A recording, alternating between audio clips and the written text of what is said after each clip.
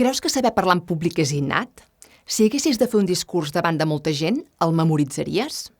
Aquestes dues preguntes plantegen alguns dels prejudicis que encara avui afecten la comunicació oral. Són falses creences que impedeixen que persones com tu s'atreveixin a parlar davant de molta gent. Ara desmuntaré aquests dos prejudicis. Començaré pel primer. No és cert que saber parlar en públic sigui innat. Potser et penses que només unes poques persones poden parlar davant de molta gent, com si saber parlar en públic fos una qualitat genètica. És veritat que hi ha persones que se'n surten més bé que d'altres a l'hora de parlar en públic. N'hi ha que són molt brillants, que ho fan molt bé, però això no vol dir que no se'n pugui aprendre. Ens pot costar més o menys esforç i més o menys temps, però parlar en públic és una habilitat i, com totes les destreses, se'n pot aprendre, com també es pot aprendre a cantar i a ballar, encara que no arribem a ser mai cantants o ballarins professionals. Passem al segon prejudici. Hi ha persones que creuen que el millor discurs és aquell que escrivim paraula per paraula, coma a coma, que després memoritzem i que acabem vomitant a l'audiència.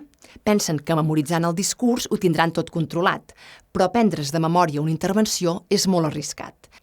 En primer lloc, perquè retenir literalment totes les paraules és molt difícil i aquí hi ha el perill real de quedar-se en blanc. I en segon lloc, perquè quan memoritzem, la ment està centrada a recordar aquelles paraules que després volem reproduir i ens oblidem del més important, que és la comunicació amb l'audiència. Per tant, no es tracta de reproduir les paraules, sinó de planificar bé les idees per tal que les paraules surtin soles. Quan comuniquem de debò, donem significat a cadascuna de les paraules que diem i aleshores la comunicació és fluida i l'entonació és natural. Així doncs, en aquest vídeo hem desmuntat dues falses creences a l'hora de parlar en públic. Que ni saber parlar en públic és innat i que no hem de memoritzar els nostres discursos.